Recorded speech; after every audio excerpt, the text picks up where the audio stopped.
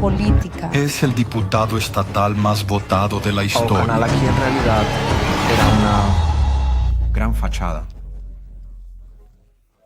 Paula Souza iba a la televisión a decir que estaba combatiendo la criminalidad y en realidad ella estaba del lado. Varias muertes ocurrieron producidas para vender el programa, provocar muertes, para tener audiencia. El objetivo no era solo la audiencia.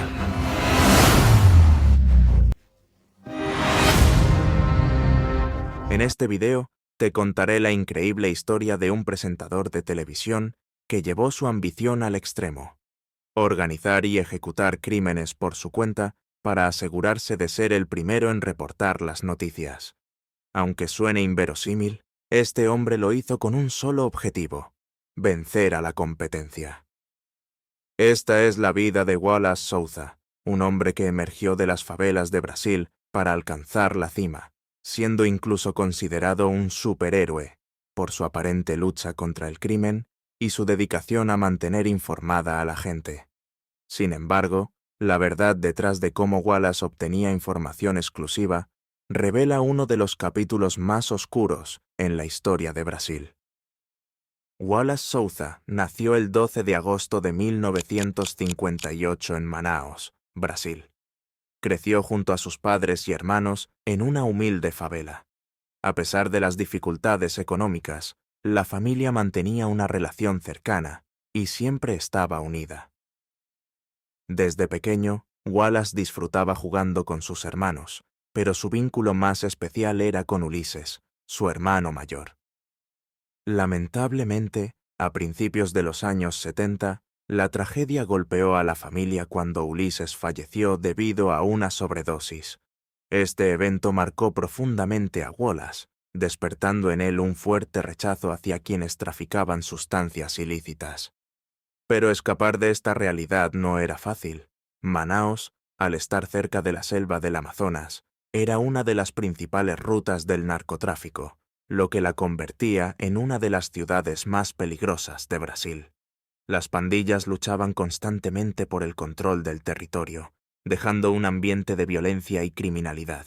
Wallace se convirtió en policía y, con esfuerzo, logró estudiar en la Universidad San Luis Gonzaga, donde obtuvo un título en negocios. Además, cursó estudios en comportamiento humano en otra universidad. Más adelante, se casó y tuvo 4 hijos, consolidando lo que parecía ser una vida ejemplar y prometedora, como la que cualquier padre desearía para su hijo. Sin embargo, en 1987, su vida dio un giro inesperado.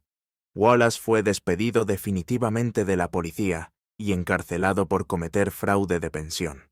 Cumplió una sentencia de 6 meses. Cuando se le preguntaba si era culpable, Wallace insistía en su inocencia, alegando que todo había sido una injusticia.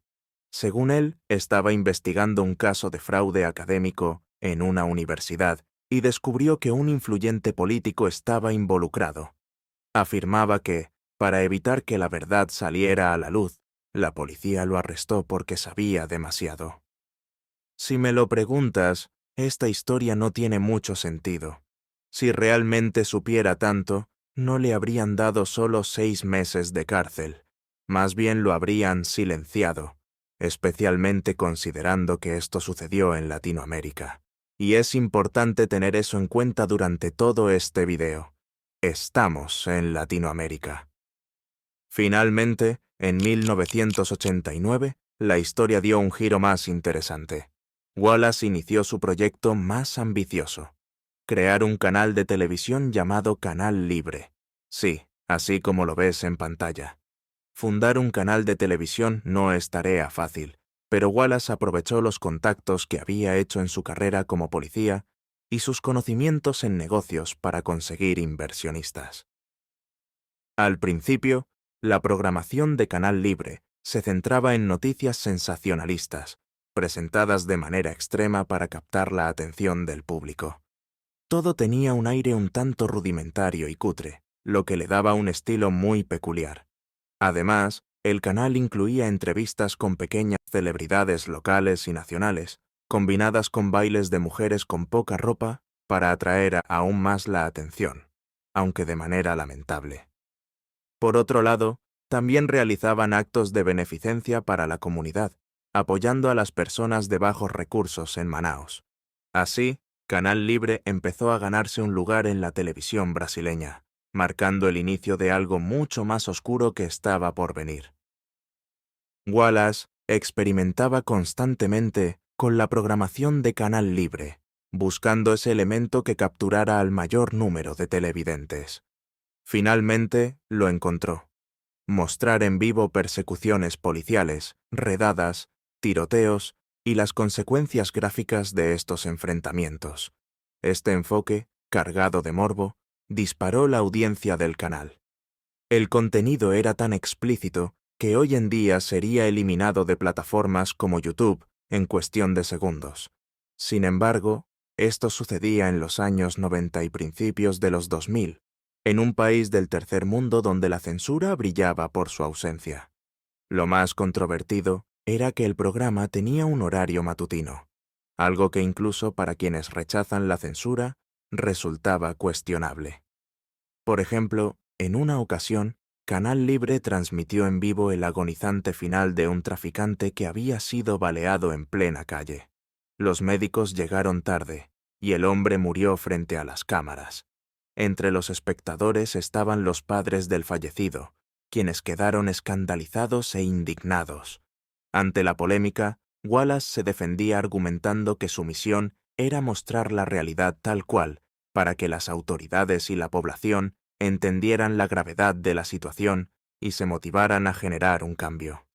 Al inicio del programa, Wallace contaba con poco personal y, a menudo, era él mismo quien cubría los reportajes.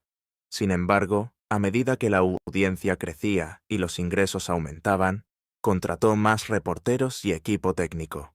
Lo impactante era que Canal Libre solía llegar a las escenas del crimen antes que la policía o cualquier otro medio. El canal obtenía las primeras imágenes y testimonios exclusivos, ganándose la confianza de la comunidad. De hecho, muchos ciudadanos preferían llamar a Canal Libre en lugar de a la policía cuando ocurría un crimen. Con el tiempo, el programa no solo incrementó su audiencia, sino también sus recursos económicos y su influencia. Canal Libre ayudó a capturar a varios criminales gracias a las denuncias e información que recibían de los habitantes de Manaos. Sin embargo, esta exposición también generó odio entre los delincuentes y respeto entre quienes valoraban su valentía. Wallace brillaba como presentador, pero su figura trascendía la televisión. En Manaos, era visto como un defensor del pueblo, un héroe que exponía criminales y señalaba sin temor la ineficiencia de las autoridades. En su programa, arremetía frecuentemente contra el gobernador y el secretario de Seguridad del estado de Amazonas, lo que le ganó aún más apoyo popular. Su carisma y su historia personal lo conectaban profundamente con el público. Wallace no solo era un hombre que luchaba contra el crimen desde la televisión, era alguien que había nacido en Manaos, perdido a su hermano por culpa de un traficante y trabajado como policía hasta ser despedido injustamente. Su causa parecía personal, y muchos ciudadanos que también habían sido afectados por la delincuencia se sentían identificados con él. La admiración por Wallace Sousa no solo radicaba en su lucha contra el crimen, sino también en su éxito. Para muchos, era una especie de superhéroe. En su programa, Wallace solía decir que los traficantes debían estar en la cárcel o en la tumba, argumentando que no merecían derechos humanos. Esta postura, sumada a su popularidad, le abrió las puertas a algo que siempre había anhelado: la política. Gracias a su imagen como defensor de la comunidad, Wallace fue elegido 3 veces como diputado de la Asamblea Legislativa de Amazonas, el estado donde se encuentra Manaos.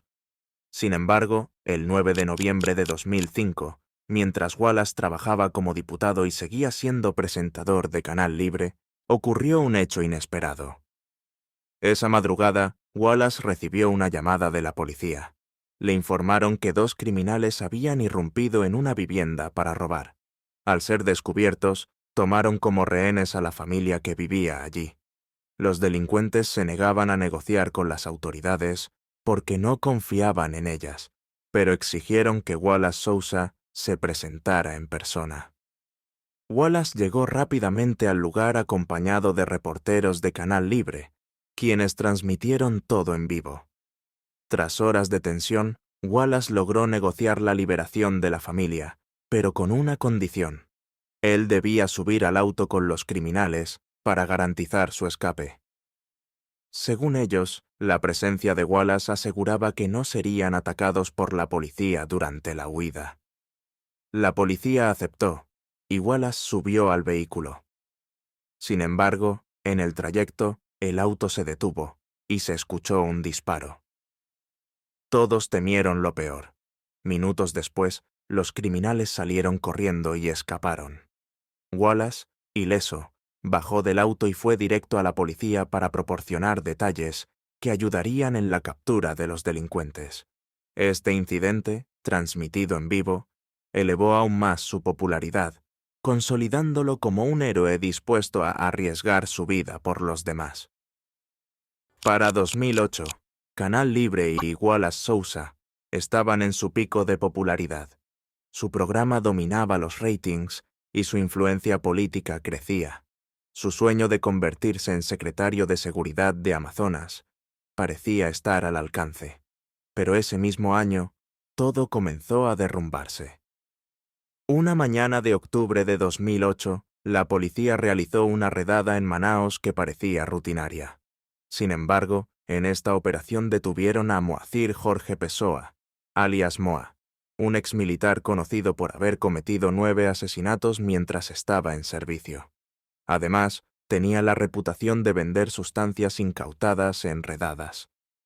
Durante el arresto, la policía confiscó 2 kilos de cocaína y rifles ilegales.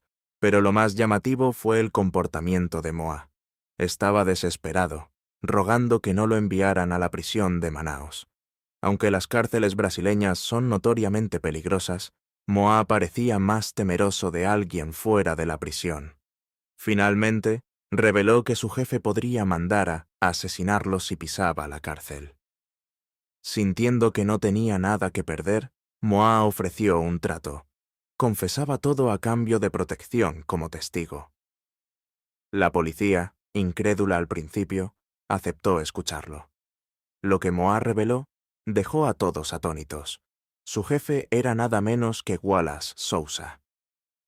Según Moa, la imagen de defensor del pueblo de Wallace era una fachada. En realidad, lideraba una organización criminal poderosa. Wallace, afirmó, decidía quién vivía y quién moría, utilizando sus crímenes como doble beneficio. Por un lado, eliminaba a sus competidores. Por otro, se aseguraba de que los reporteros de Canal Libre llegaran antes que nadie para transmitir la noticia en exclusiva, aumentando la audiencia del programa. Moa fue trasladado a una prisión de la Policía Federal para garantizar su seguridad. La policía hizo pública su confesión, y el escándalo no tardó en explotar. De la noche a la mañana, todos los ojos estaban puestos en Wallace Sousa. Wallace Sousa aseguraba no conocer a Moacir Jorge Pessoa, alias Moa. En múltiples ruedas de prensa y en la Asamblea Legislativa, afirmó que jamás lo había visto en su vida. Para muchos habitantes de Manaos, la palabra de Wallace, un defensor del pueblo, tenía más peso que la de un criminal. Sin embargo, esta declaración se desmoronó cuando la policía reveló una fotografía en la que Wallace posaba sonriente junto a Moa en la piscina de su casa. Cuando la imagen salió a la luz, Wallace trató de justificarse diciendo que lo conocía como Jorge, su segundo nombre, y que el hombre solo era un compañero de jiu-jitsu de su hijo mayor. Explicó que la foto había sido tomada durante una celebración en el gimnasio, pero las investigaciones policiales indicaron lo contrario. Varios testigos confirmaron que Moa no solo era cercano a Wallace, sino que trabajaba como su jefe de seguridad personal. El análisis de los registros telefónicos de Moa reveló más de 20 llamadas recientes entre él y Wallace, además de contactos frecuentes con empleados y allegados al presentador. La policía también descubrió que muchos trabajadores de Wallace tenían historiales criminales o eran ex policías despedidos por actividades ilícitas. Moa aseguró que estos hombres eran los soldados de Wallace, encargados de hacer su trabajo sucio. Cuando los periodistas cuestionaron a Wallace por contratar a personas con antecedentes, él respondió que les daba trabajo para evitar que volvieran al crimen, ayudando a alimentar a sus familias. A pesar de estas explicaciones, la gravedad de las acusaciones llevó a la formación de un grupo especial, encargado de investigar y detener al diputado Wallace Sousa. El grupo se enfrentó a un muro de silencio. Los allegados a Wallace eran extremadamente leales o demasiado temerosos para hablar. Sin embargo, un joven delincuente conocido como el Sucio Jr. se ofreció como informante, afirmando tener evidencia que implicaba a Rafael Sousa, el hijo mayor de Wallace, en el asesinato de un traficante. Antes de que pudiera colaborar, el Sucio Jr. fue asesinado a plena luz del día mientras trabajaba en un taller de autos. Tras este incidente, Moa confesó que Rafael era un criminal intocable, gracias a la influencia de su padre. Según Moa, Rafael lideraba actividades ilícitas como el tráfico de drogas y el asesinato de rivales. El caso más notorio fue el homicidio de Bebetiño, hijo de Bebeto, un poderoso capo de Manaos. Bebetiño fue asesinado a balazos mientras salía de un concierto, y como era habitual, los reporteros de Canal Libre fueron los primeros en llegar al lugar. Bebetiño y Rafael eran amigos cercanos, pero su relación se rompió cuando Rafael le robó dinero procedente de la venta de drogas.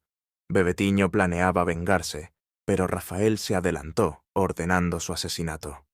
Bebeto, destrozado por la muerte de su hijo, intentó negociar con Wallace, pero no lograron ningún acuerdo. La Fuerza Especial aprovechó la oportunidad para convencer a Bebeto de testificar contra Wallace. A pesar de su reticencia a colaborar con la policía, Bebeto accedió, motivado por el deseo de venganza. Sin embargo, antes de que pudiera declarar, Bebeto fue asesinado en su propia mansión. Poco después, un ataque explosivo en el área de detención de la Policía Federal de Manaos dejó heridos y muertos. Moa, quien estaba detenido allí, sobrevivió milagrosamente, pero quedó gravemente herido. Estos hechos demostraron que los testigos contra Wallace no estaban a salvo en ningún lugar. La situación llevó a la Fuerza Especial a considerar la prisión preventiva para Wallace. Sin embargo, como diputado de la Asamblea Legislativa de Amazonas, Wallace gozaba de inmunidad parlamentaria, lo que complicaba cualquier intento de arrestarlo.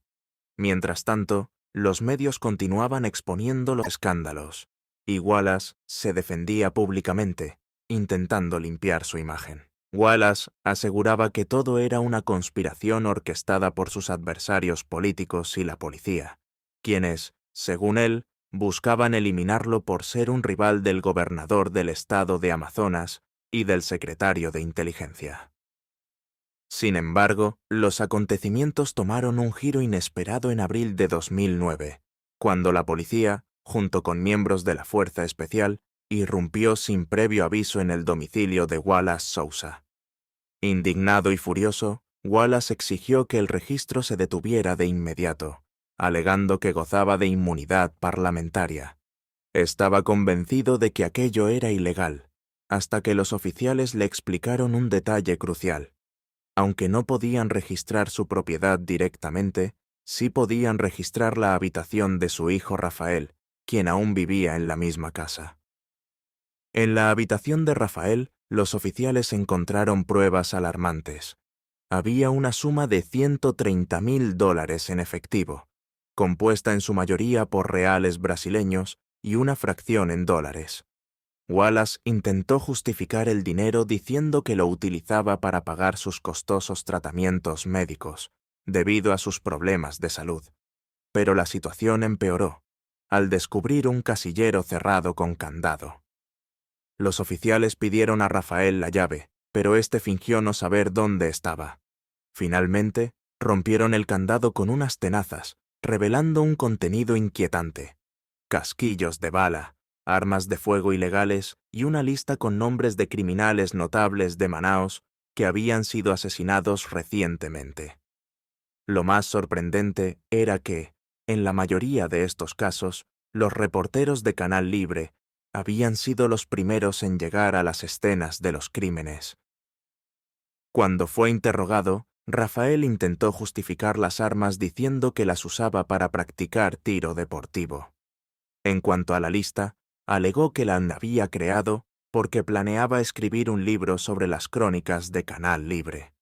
Pero esta explicación no convenció a nadie, y las balas ilegales halladas en el casillero sirvieron como base para que la policía arrestara a Rafael por posesión de armas ilegales. Este golpe fue devastador para Wallace. Aunque ya estaba acostumbrado a las acusaciones en su contra, el arresto de su hijo fue un punto de quiebre. La presión lo sumió en una profunda depresión, y su salud comenzó a deteriorarse rápidamente. Su reputación, que alguna vez había sido intachable, seguía desmoronándose, y el poder que había acumulado durante años parecía escaparse de sus manos.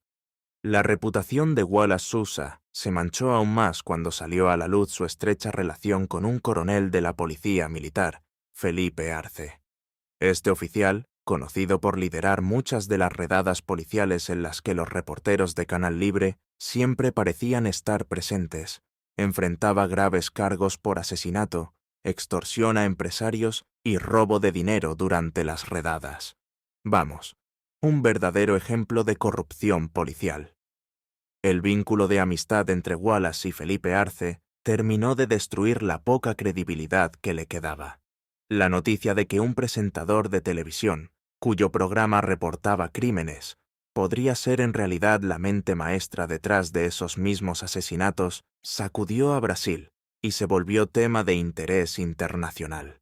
Los medios, sin esperar al juicio, ya lo catalogaban como un criminal, lo que contribuyó al deterioro de su salud. La presión mediática y las investigaciones policiales llevaron a la Asamblea Legislativa a votar el 1 de octubre de 2009 sobre la destitución de Wallace como diputado.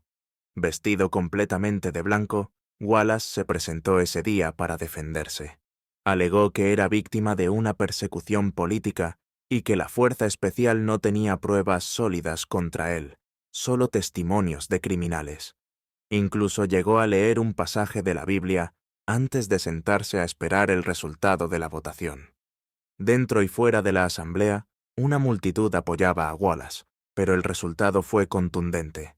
De los 23 diputados con derecho a voto, 16 se pronunciaron a favor de su destitución. Wallace, al enterarse, quedó en shock. En ese momento, perdió su inmunidad parlamentaria y pasó a ser un ciudadano común sujeto a la justicia. Horas después, la policía emitió una orden de arresto y se dirigió a su casa, pero Wallace ya no estaba allí. Se había dado a la fuga. Manaos se llenó de puntos de control y la ciudad quedó completamente cerrada. Sin embargo, su paradero seguía siendo un misterio, y su familia y conocidos se negaban a dar información. Finalmente, Wallace fue incluido en la lista nacional de fugitivos. Pasaron semanas sin noticias de él hasta que, de forma inesperada, se entregó a las autoridades. Según declaró, su delicado estado de salud y los peligros de vivir como prófugo lo llevaron a negociar su rendición. A cambio, pidió ser enviado a una prisión especial y no a una cárcel común, donde temía por su vida debido a los numerosos enemigos que había acumulado. El juicio contra Wallace fue complejo. Aunque la Fuerza Especial lo señalaba como el autor intelectual de numerosos asesinatos, carecían de pruebas contundentes y solo contaban con testimonios de otros criminales. Por ello, el caso se centró en un solo crimen: el asesinato de Cleomir Bernardino, alias Casula. Casula era un traficante que había tenido un papel trágico en la vida de Wallace. Él era quien vendía sustancias a Ulises, el hermano de Wallace, que murió por una sobredosis. Según el testimonio de Moa, Wallace planeó el asesinato de Casula como venganza. El plan fue ejecutado con precisión. Wallace alquiló un vehículo para el crimen. En el auto iban su conductor personal como chofer, Rafael, su hijo, como copiloto, y Moa en el asiento trasero. Cuando localizaron a Casula, Rafael se bajó del vehículo y le disparó varias veces, acabando con su vida. Este asesinato ocurrió en plena calle, a la luz del día. Durante el juicio, 5 testigos declararon haber visto a Rafael dispararle a Casula. Sin embargo, el juicio no pudo desarrollarse de manera regular debido a la delicada salud de Wallace. De hecho, ni siquiera pudo asistir a su propio proceso. El 27 de julio de 2010, a los 51 años, Wallace Sousa falleció de un ataque al corazón. Aunque el motivo principal fue el síndrome de Budd-Chiari, una rara enfermedad que causa la obstrucción de las venas que drenan el hígado. Su muerte generó un efecto peculiar. La imagen de Wallace se limpió un poco. Ya saben, muchas veces, cuando alguien fallece de una forma trágica, los errores o acusaciones en su contra tienden a suavizarse. No estoy afirmando que Wallace fuera culpable o inocente. Solo estoy colocando las cartas sobre la mesa. A pesar de su muerte, el caso no se detuvo. Más de 1000 personas asistieron al funeral de Wallace, pero el juicio continuó como si nada. La Fuerza Especial presentó un nuevo testigo, Giselle Báez, una reportera de Canal Libre. Su testimonio fue devastador. Según Giselle, cuando Wallace asistía a las redadas policiales, ocurrían varias irregularidades. Por ejemplo, Wallace y la policía militar planeaban las redadas de antemano. Si no encontraban sustancias ilegales, las plantaban ellos mismos. Realizaban redadas sin orden de cateo. En una ocasión, Wallace presenció cómo la policía torturó a un hombre para obtener información sobre una mercancía ilegal. Esa persona falleció más tarde a causa de la tortura. Con este testimonio, todo parecía apuntar a que Wallace era el principal villano de la historia. Pero entonces ocurrió lo inesperado. Moa, el hombre cuya declaración había hundido a Wallace, confesó que todo lo que había dicho era mentira. Aseguró que Wallace era inocente y que sus declaraciones fueron fabricadas por la Fuerza Especial. Según Moa, fue torturado por el director de inteligencia para que testificara en contra de Wallace. Cuando le preguntaron por qué no había dicho esto antes, Moa respondió que, tras la muerte de Wallace, sintió un profundo arrepentimiento. Sin embargo, el daño ya estaba hecho.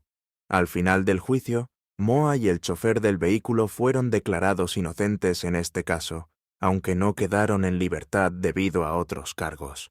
Rafael, por otro lado, fue condenado a 9 años de prisión por el asesinato de Cleomir Bernardino. Una sentencia relativamente corta, considerando toda la evidencia en su contra. Parecía que el caso estaba cerrado. Sin embargo, el 1 de enero de 2017 ocurrió algo que reabrió las dudas. Ese día, en una prisión, estalló un enfrentamiento entre 2 bandas criminales, la Familia del Norte, que controla el tráfico de sustancias en Manaos, y el Primer Comando de la capital, una poderosa organización con influencia en todo Brasil. El enfrentamiento fue brutal y dejó 56 muertos. Entre las víctimas estaba Moa, quien, según testigos, era uno de los objetivos principales. Esto hizo que muchos se preguntaran si su muerte fue parte de un plan para asegurarse de que no revelara más información sobre el caso de Wallace.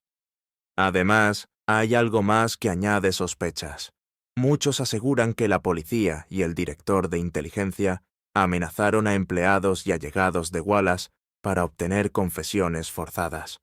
Por ejemplo, se dice que Giselle Báez, quien testificó contra Wallace tras su muerte, lo hizo bajo amenazas de la Fuerza Especial. Wallace también afirmó en vida que tenía enemigos poderosos. Uno de ellos era Adail Pineiro, alcalde de Coari, una ciudad del estado de Amazonas.